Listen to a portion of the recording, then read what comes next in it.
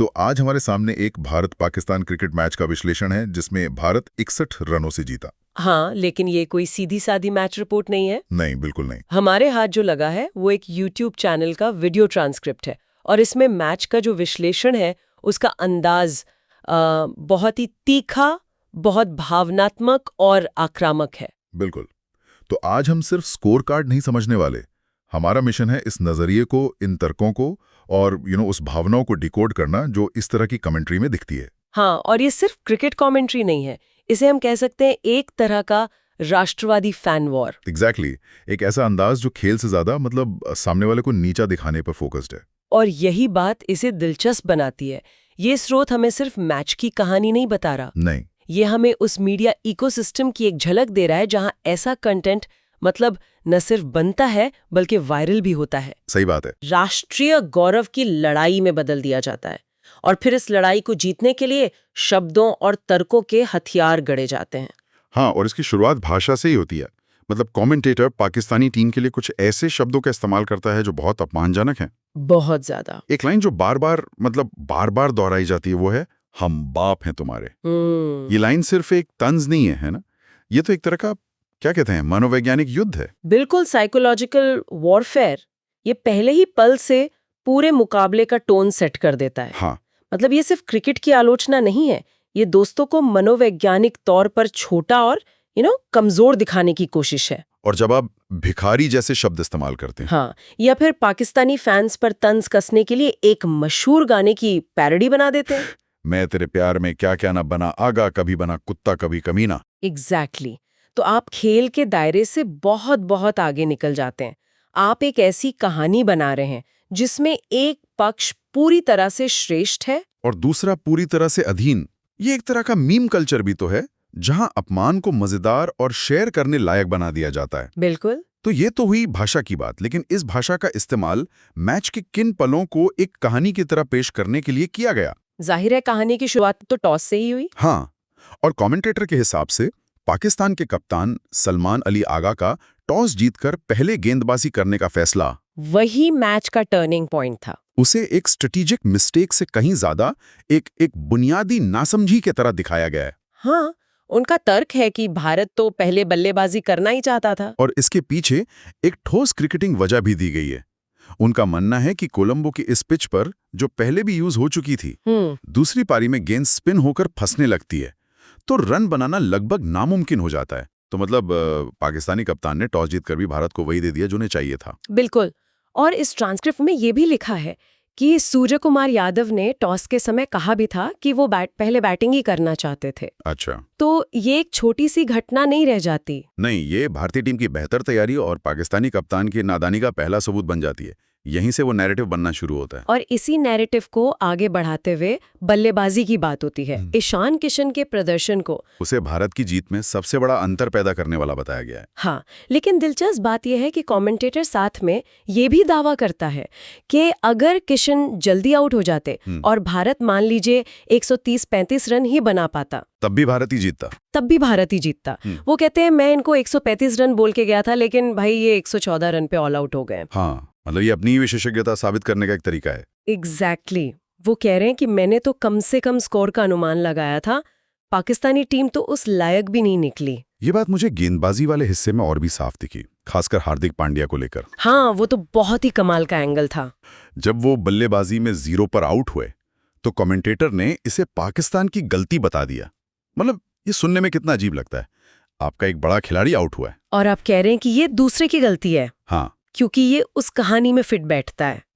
उस कहानी में हार्दिक पांड्या का 0 पर आउट होना एक नाकामी नहीं है। नहीं, वो उनके अंदर के एंग्री यंग मैन को जगाने वाला एक ट्रिगर है। और कमेंटेटर ने भविष्यवाणी भी की कि अब पांड्या गेंद से बदला लेंगे। हाँ, और जब पांड्या ने साहिबजादा फरहान को आउट किया तो वो सिर्फ एक विकेट नहीं था, वो उस बदले का सबूत बन गया। बिल्कुल।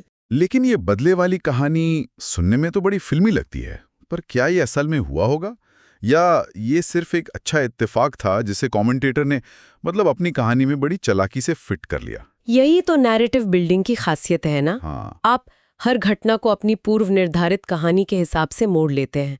अगर पांड्या विकेट नहीं लेते तो शायद उस बात को नजरअंदाज कर दिया जाता। सही बात है। लेकिन क्योंकि उन्होंने विकेट लिया तो वो उनके बदले का सबूत बन गया। इससे हर छोटी बड़ी बात एक ड्रामा जैसी लगने लगती है। और भारतीय टीम की हर हरकत सोची समझी और महान लगने लगती है। एग्जैक्टली। यहाँ से ये विश्लेषण एक बहुत ही दिलचस्प मोड़ लेता है। जीत से ज्यादा बेइज्जती पर जोर दिया गया है। हाँ। जब 13 ओवर के बाद पाकिस्तान ने 13 रन पर 3 विकेट खो दिए थे, तब भारत ने तिलक वर्मा और रिंकू सिंह जैसे पार्ट टाइम गेंदबाजों को लगा दिया। और इसे कमेंटेटर ने पाकिस्तान की घोर बेइज्जती कहा है। ये थोड़ा अजीब नहीं है? स्रोत इसे इस तरह पेश करता है कि ये कोई रणनीतिक बदलाव नहीं था। नहीं, ये एक संदेश था। संदेश ये कि ये मैच अब हमारे लिए खत्म हो चुका है, हम इसे जीत चुके हैं। अब हम इस मैच का इस्तेमाल अपने बाकी खिलाड़ियों को प्रैक्टिस देने के लिए कर रहे हैं। हाँ, ताकि हम अगले जो जरूरी मैच है उनके लिए तैयार हो सके। हाँ, ट्रांसक्रिप्ट में साफ लिखा है, बेइज्जती ये है कि भारतीय टीम इस मैच के बारे में सोच ही नहीं रही थी। भारतीय टीम प्रैक्टिस के मोड में आ चुकी थी। तो ये जीत से ज्यादा अपमान का प्रतीक बन गया। लेकिन इसमें एक जोखिम भी तो था। मतलब अगर इन पार्ट टाइम गेंदबाजों पर कुछ बड़े शॉट लग जाते तो क्या ये दांव उल्टा नहीं पड़ सकता था? आपका सवाल बिल्कुल सही है। क्रिकेट में कुछ भी हो सकता है, लेकिन इस कमेंटेटर के नजरिए से देखें तो जोखिम लगभग शून्य था। अच्छा। क्योंकि उनके हिसाब से पाकिस्तान की टीम उस वक्त तक सिर्फ शारीरिक रूप से नहीं बल्कि मानसिक रूप से भी हार चुकी थी। वो इतने प्रेशर में थे कि वो पार्ट टाइम गेंदबाज पे भी हमला नहीं कर सकते थे। हाँ, हिम्मत ही नहीं जुटा सकते थे। तो ये कदम इस नैरेटिव के अनुसार एक कैलकुलेटेड अपमान था, जिसमें जोखिम कम और मनोवैज्ञानिक फायदा बहुत ज्यादा था। और फिर बात आती है एडवांटेज की। हाँ, ये भी एक बड़ा पॉइंट है। पाकिस्तानी टीम का दावा था कि उन्हें श्रीलंका में खेलने का अनुभव होने का फायदा मिलेगा। इस तक का तो मतलब जिस तरह से इस वीडियो में मजाक उड़ाया गया है, बहुत ही मजेदार तरीके से कमेंटेटर उनकी नकल उतारते हुए कहता है, हम तो श्रीलंका में हैं, हम रूबरू हो चुके हैं, घुल मिल गए हैं इस पिच में। और इस तर्क को खारिज करने के लिए वो 2025 की चैंपियंस ट्रॉफी का एक बहुत तीखा उदाहरण देते हैं। हाँ, जहां पाकिस्तान अपने घर में खेलने के बावजूद टूर्नामेंट से बहुत जल्दी बाहर हो गया था। स्रोत के मुताबिक मैच दोपहर 4:30 बजे शुरू हुआ और 5:30 बजे तक पाकिस्तान टूर्नामेंट से बाहर था। मतलब ये उदाहरण देकर वो ये साबित कर रहे हैं कि बाहरी परिस्थितियां जैसे पिच या मौसम वो मायने नहीं रखती। बिल्कुल।